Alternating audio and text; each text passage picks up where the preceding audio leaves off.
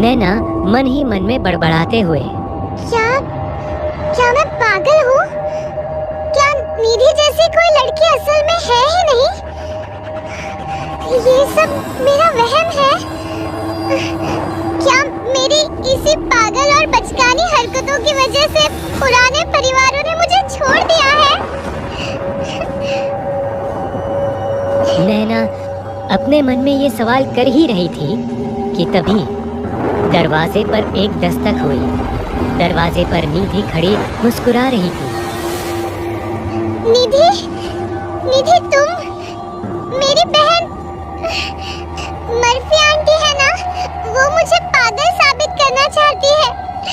वो कहती है तुम असल में हो ही नहीं, जबकि तुम हो। सच कहना, कहीं कहीं ये मेरा वहम या ये पागलपन तो नहीं है ना? सच बोलो। निधि की आंखों में आंसू होते हैं और वो बिना कोई जवाब दिए सीधा चलने लगती है और वो बेसमेंट के पास जाकर गायब हो जाती है। नैना बेसमेंट में पहुंच चुकी थी। तभी उसे भूरे बालों वाली और चेहरे पर बहुत झुर्रियां वाली औरत दिखती है, जो ठीक से देखने पर पता चलता है कि ये तो मिस मर्फी ही है। नैना को दिखता है कि मर्फी असल में कोई इंसान नहीं बल्कि एक नरभक्षिणी डायन है। तभी वो प्लास्टिक के थैले में से एक लाश को बाहर निकालती है। ऊपर बल्ब लटक रहा होता है, जिसकी रोशनी में नैना को साफ दिखता है कि वो लाश किसी और की नहीं बल्कि निधि की थी।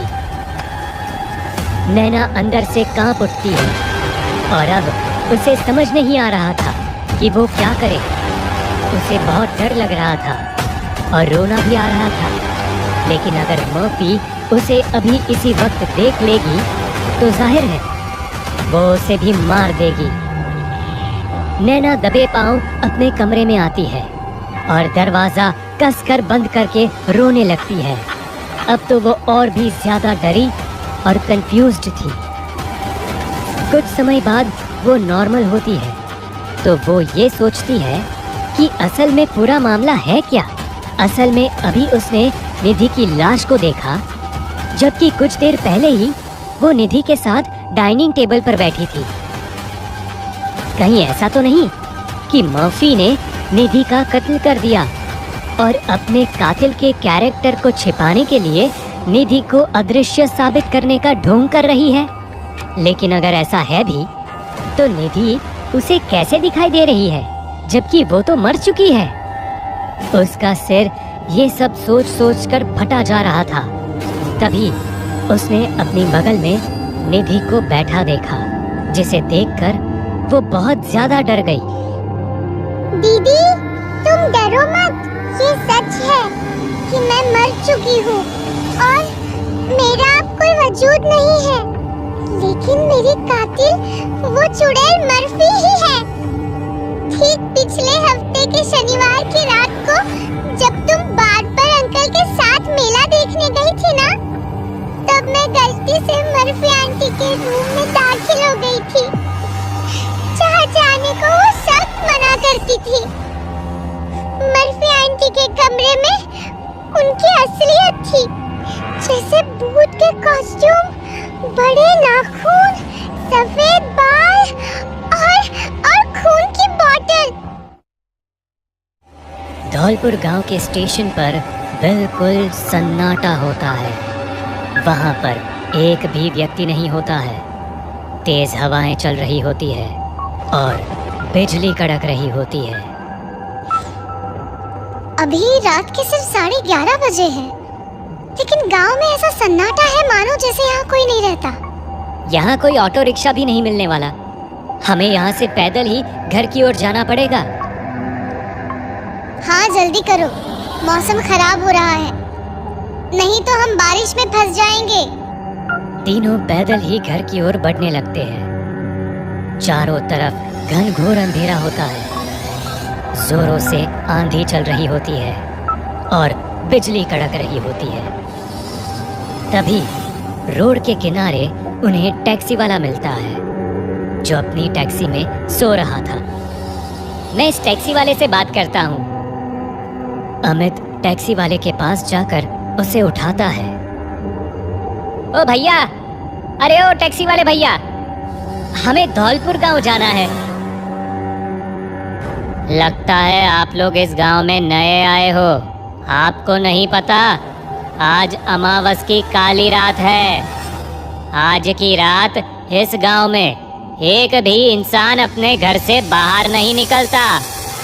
आज मौत का खतरा होता है। What rubbish! पहले तो ऐसा कुछ नहीं था। ये टैक्सी वाला ना ज्यादा पैसे लेने के लिए हमें डरा रहा है।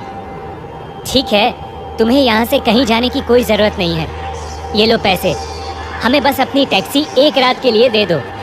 कल सुबह इस एड्रेस पर आकर तुम अपनी टैक्सी लेकर जाना। ठीक है, लेकिन फिर भी मैं आपको एक मुफ्त की सलाह दूंगा।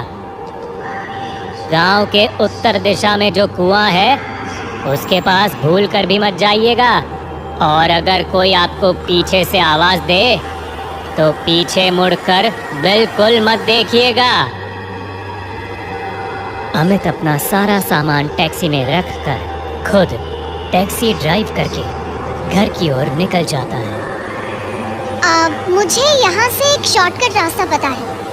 उस रास्ते से हम जल्दी ही घर पहुँच जाएंगे, लेकिन वो रास्ता गांव के कुएं से होकर गुजरता है।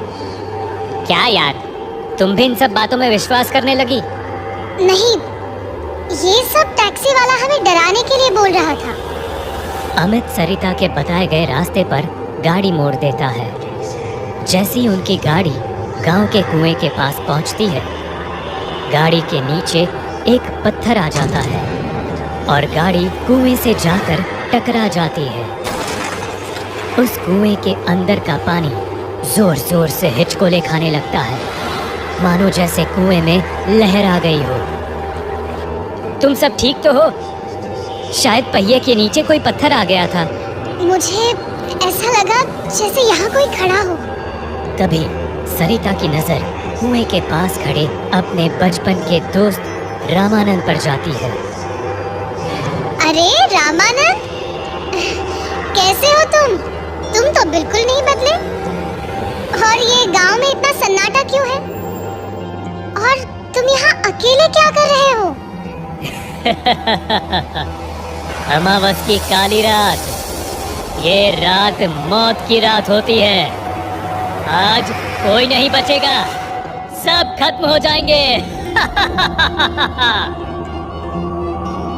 सरिता को रामानंद की बात बहुत अजीब लगती है। वो दोनों वहां से अपने घर की ओर निकल पड़ते हैं और थोड़ी ही देर में अपने घर पहुंच जाते हैं।